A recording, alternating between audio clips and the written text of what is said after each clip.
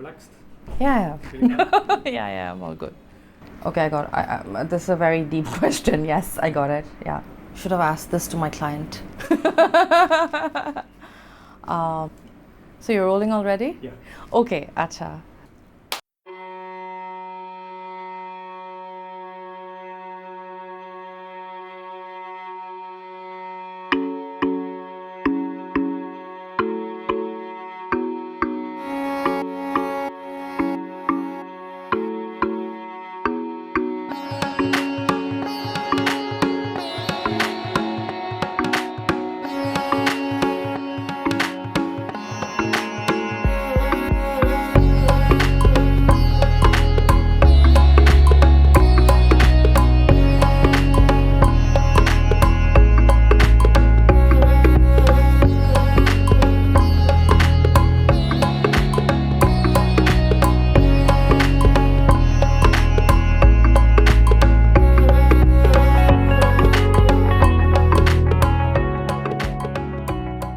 When I was doing my research, I realized that in the 17th century, in the 18th century, there were beautiful handwork done in this part of the Bengal.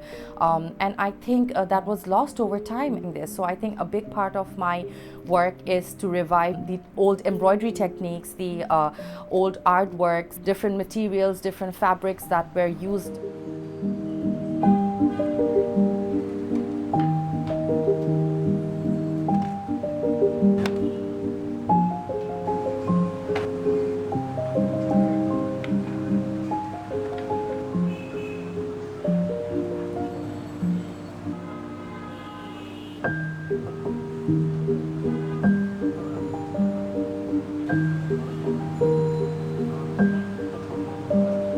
While growing up, we did have a few Bangladeshi designers, like boutique houses where we would buy clothes from. But then again, we always had more preference for Indian and Pakistani designers, given their wide range of options. Their fashion industry has a very, very rich history, and I think they're very art-based. Compared to Indian and Pakistani fashion industry, Bangladesh was quite slow. And I would say in the last 6 to 7 years, there has been immense growth. So now a lot of new young designers are coming up. And, people are now getting the confidence in our industry so that, more and more people are actually willing to buy local stuff, and they are actually giving us a chance to prove ourselves.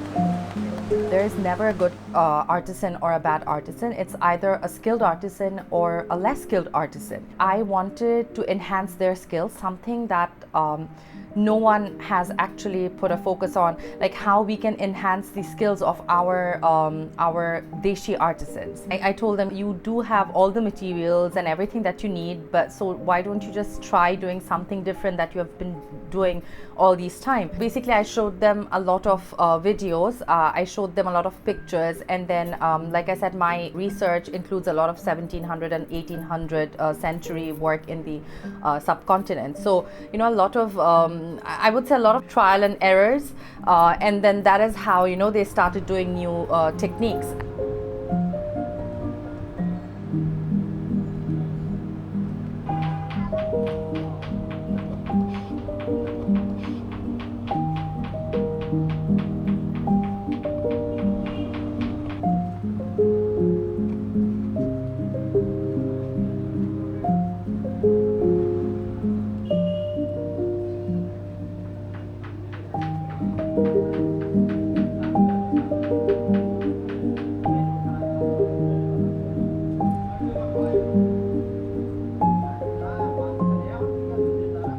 When I first started working with my artisans, I think there were times that they were really frustrated. Like if I would ask them questions like, what do you want your son to be or daughter to be? One of my karigars told me that, even if my son wants to drive a rickshaw, that's fine, but I don't want him to come in this industry because they feel that they've been always underpaid. They've never been valued for their work. They've never got their respect. People who are artisans, they're basically artists, so they're very creative people, and they like nice things, and they like creating, probably when the frame is there in front of them, it's like, they're just creating art. So when you take an artist and you put him in a different job or a different occupation, at the end of the day, it doesn't fulfill their soul. Of course, they love it, they have a passion for it, and they're creative people, and that's why they're so good at their work. কাজটা আসলে আমার কাছে খুবই ভালো লাগতো। এক সময় সবাই বসে কাজ করতে দেখতেও সুন্দর লাগতো। কাজটা শেখার অনেকটা ইচ্ছা ছিল, যে কাজটা দেখে অনেক সুন্দর লাগতো। এই বিষয় নিয়ে কাজের প্রতি একটা আগ্রহ লাগলো আর কি। তো আগ্রহের ক্ষেত্রে আমাদের যেখানে থাকতাম, যেখানে আমরা বসবাস করি, সেই জায়গায় অনেকটা কারখানা ছিল, সেখানে দেখে সুন্দর লাগতো। তো কাজে এইভাবেই আর কি কাজে আসা হলো আর কি।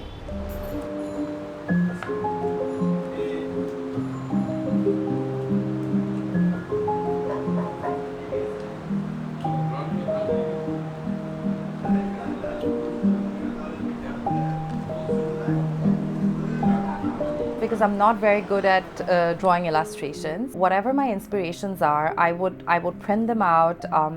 My stencil makers, they do have tabs as well, so we are always kind of sharing pictures, inspirations. And then finally, suppose I have to design a particular dress, and it has a certain type of inspiration behind it. So we just sit down, based on our conversations, based on our brainstorming and the pictures, they start drawing a certain stencil. And then it's always a trial and error process. So he does his first sketch, then I would change a few things, I would add a few things in the sketch, and then I think a final stencil is made always after two, three drafts. Because we've been working for such a long time, so now they understand my design process and they understand my ideations and everything. So that's how it works. It's always a collaboration between me and the stencil makers. Yeah.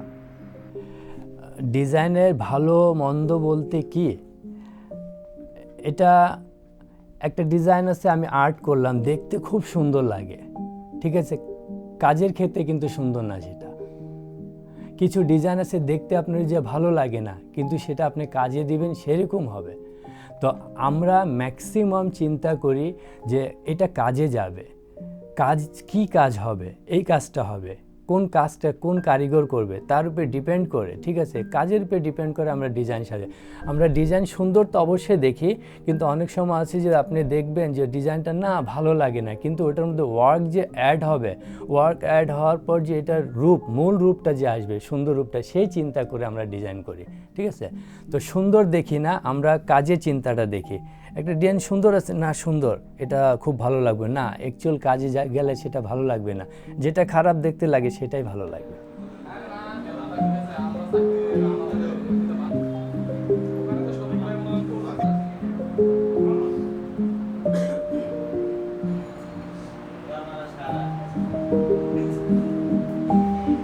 When I first started working, I wanted to source all the fabrics and everything locally.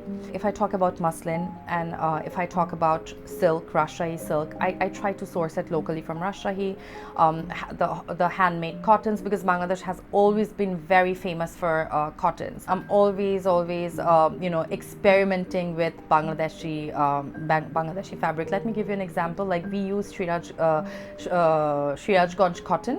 So in the local market, you'll find 60 counts cotton, you'll find 80 counts cotton, but so I get my 100 count cotton specially weaved by the weavers in Srirajganj, and that is absolutely beautiful. So previously I would buy malmal from India, but now I'm actually more focusing on the Srirajganj cotton, because I think if it has a beautiful texture, and I think it's my clients love it, because when I first introduced it, people were a bit skeptical, thinking, you know, this cotton is made in Bangladesh and it's hand woven in Bangladesh, and would it be, you know, if the final outcome of the dress, would it look as good as the other cottons? But then it turned out beautiful. You know, when you work with fabric that you source from your own country, you have a different kind of attachment to it.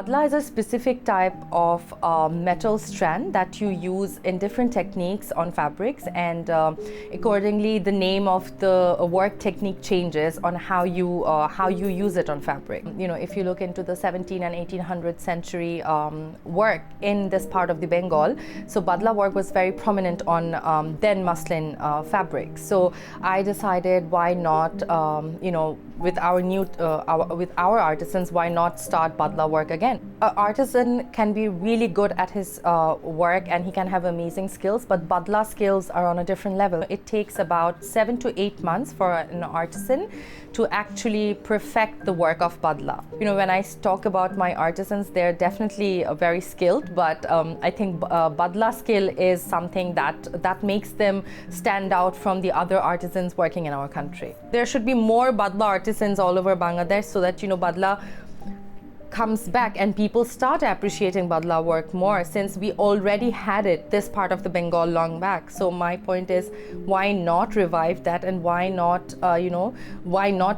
teach more artisans to do Badla work? And I'm sure then, you know, we'll have a big Badla artisan community like India and Pakistan and Bangladesh. বাদলাটা হলো কি, একটা বাদলা আসলে কঠিন, basically অনেক কারিগর, মানে আমাদের হাতের কারিগর অনেকে জানে না, অনেকে বাদলা নাম অনেকে এখনও চিনে না। বাদলার কাজটা কঠিন হলো কি, বাদলা হলো একটা ব্যালেন্সের উপরে মারাটা, বাদলাটা একটু ব্যালেন্সের উপরে করাটা, আর একটু মানে আপনার মাপ চোখটা একটু চোখের আন্দাজে যেটা বুঝতে হয়, সেটা অনেকে মানে সহজভাবে নিতে পারে না। আর বাদলা কাজটা আসলে অনেকটা সুন্দর কাজ, সব জায়গায় হয় না, যেমন ইন্ডিয়া পাকিস্তান আমাদের হয়, কিন্তু বাংলাদেশে হয়, এখন হচ্ছে, আগেটা হতো না। এটা শিখতে আসলে কি, যে নিজের উপরে অনেক কিছুই ডিপেন্ড করে। এই কাজটা শিখতে মানে যদি শিখতে পারে, তো 1 বছর 2 বছর ভিতরে মানে এটা ফিনিশিংয়ের মধ্যে চলে আসবে, মারতে পারবে সবাই, কিন্তু জিনিসটা মানে ফেসটা দিতে পারবে না অনেকে। কাজ করা যায়, কিন্তু ফেসটা দেওয়াটাই খুব ব্যাপার স্যাপার, একটা মেকআপ করে সুন্দর করাটা।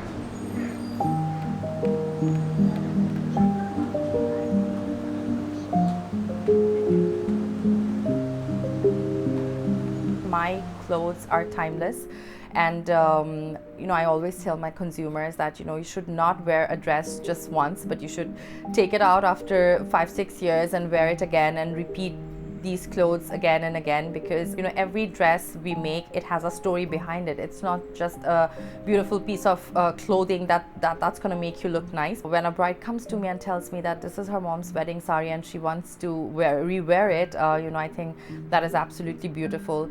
These heirloom pieces are like passed on from grandmothers to their mothers. I think there's so much emotional value attached to every piece of heirloom clothing.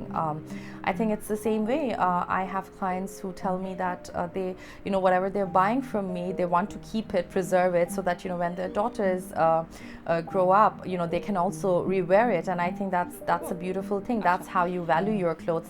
So this sari, this is actually 34 years old, and a very special client of mine. It's her mom's sari, and she wanted to wear this for her wedding.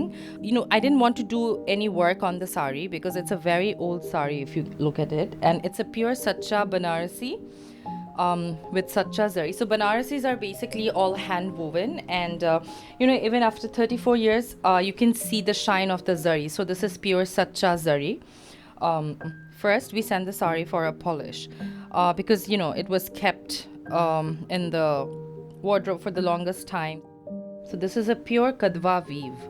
It's called a Kadwa weave because, you know, the patterns are similar at the back, and you can see how beautifully it has been hand woven. So we matched a muslin dupatta with it in the same color of the sari. So this is all Badla work. We have Badla going on, we have Kattana beads, and then we have stones and a bit of pearls going on as well.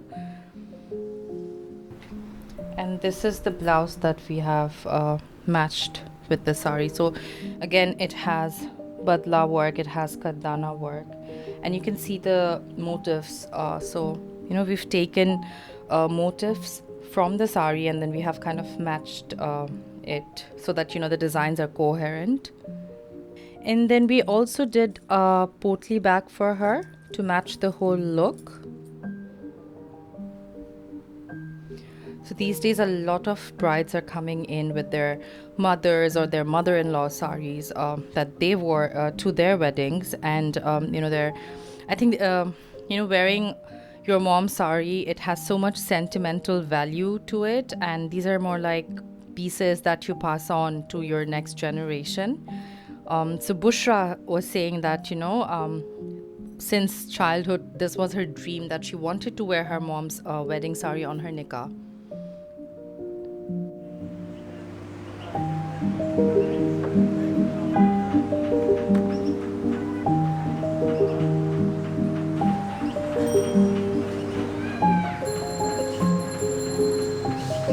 So I think, you know, I like my clients to be actively involved in my design process. When they come to my studio, I always tell them that, you know, they should ask me questions. Like, you know, before you make a purchase, you should ask me everything you want to know about that particular dress. You know, you should ask me about the fabric, you should ask me about the work technique, and that's something that I've been actively encouraging. A lot of my clients now know how much hard work goes behind making each dress, and I think now that I share so much information with them and I show them so much behind the scenes, with time they are now understanding and they're valuing it more. Now when I say, oh, you know, do not wear a dress only once but repeat it, now, you know, when they look at the dress, they know how much time has been spent making this dress.